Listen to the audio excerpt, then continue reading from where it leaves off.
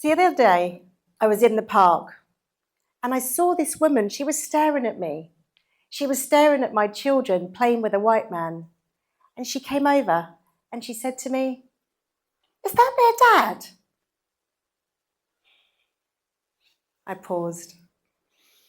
I took a deep breath and I thought, here we go again. And sometimes it's so tempting to give a really witty response and say, "I've no idea who he is. My children just like chasing random men." But in that moment, I remind myself, it's not about the questions that are being asked. It's about all the assumptions that lay behind them.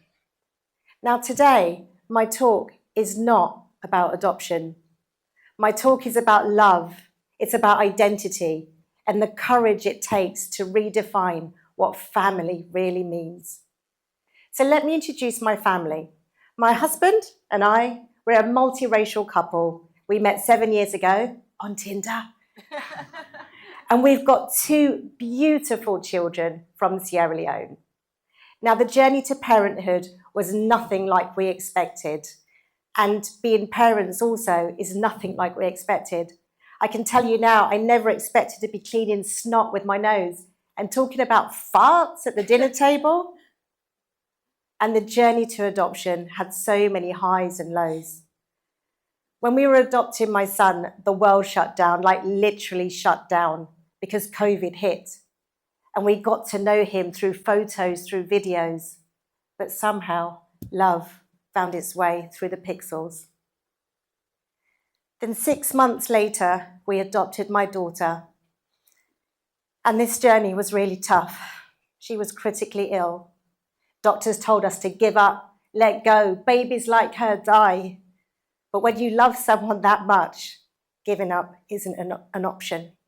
To the outside world, we were adopting children. But in truth, we were redefining everything we thought we knew about love, about family, about connection.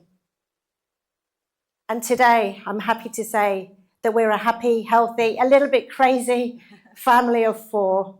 And we don't match, we don't look alike, but we belong.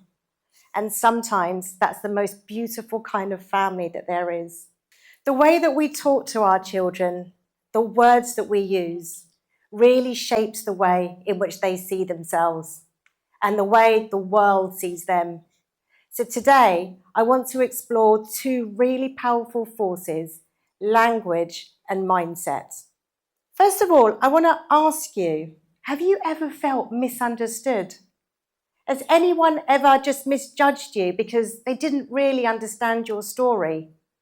Maybe someone thought that your success came easily, or maybe someone rejected you just because of the way that you looked.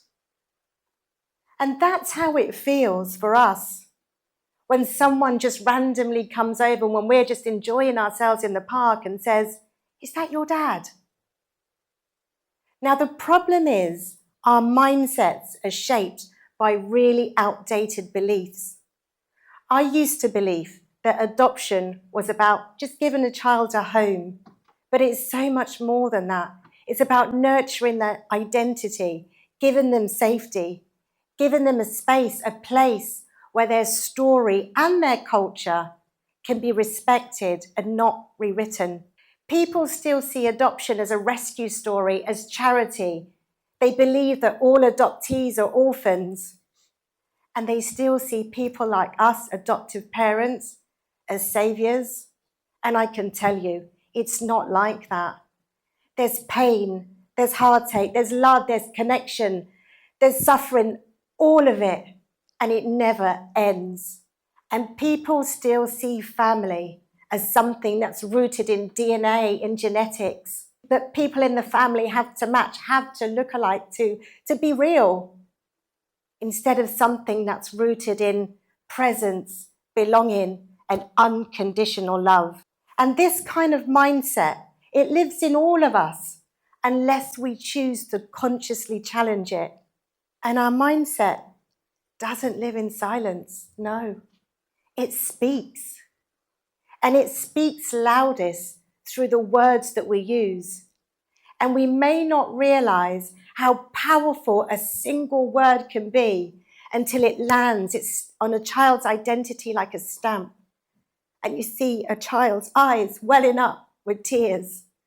Can you imagine how it feels when someone says to my child, "Is that your real mum?" I am real. This isn't a hologram. This isn't a digital twin. And I can tell you now, if I was a digital twin, I'd probably give myself a bit more patience at bedtime. I am real. I am their mum. And they also have birth parents who are just as real as me. And when someone asks me why my children were given up for adoption, phrases like "given up" tells a story of abandonment. It doesn't honor the difficult, complex, heartbreaking choices that a birth mother needs to make when she places her child for adoption. And when someone says that my children are so lucky, I know when you say this, it's so well intended, but adoption is not lucky. It's layered. It's loss and it's love. It's not a relationship. It is a relationship. It is a relationship. Language shapes identity, and it can either affirm or fracture a child's sense of self. And we don't have to be perfect, but we do have to be aware.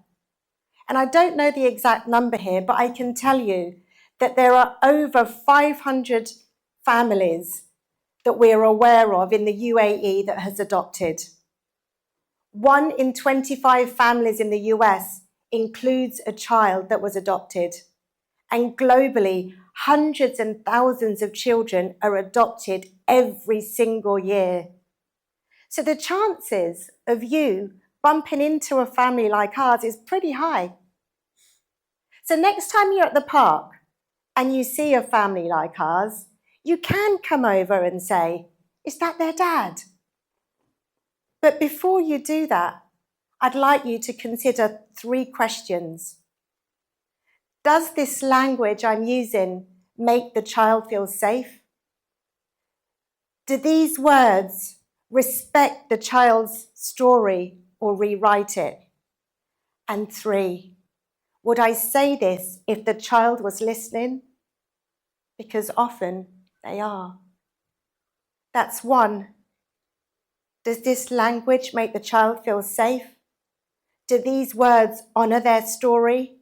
And 3, would I be saying this if they're listening? Safe, respect, listening.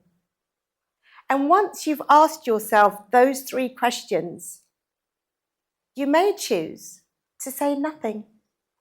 Or you may choose to say, "They look like they're having fun." And both options would be okay. Because words can heal.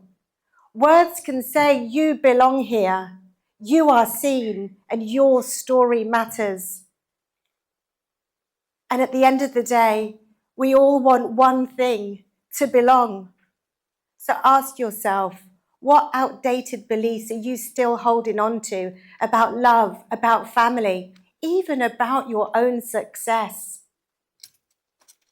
And when people ask me, are my children real siblings? Yes. As real as the laughter that fills our home, as real as the cuddles throughout the day, as real as the love that grows stronger every single day. So let's rethink how we define family. Let's do away with the old beliefs, the ones that limit love and reduce it to DNA.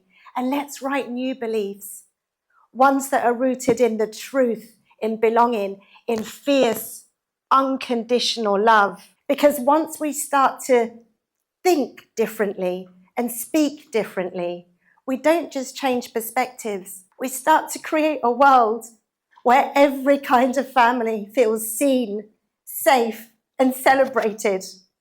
And that's the kind of world I want my children to grow up in. And maybe, just maybe, you do too. Thank you.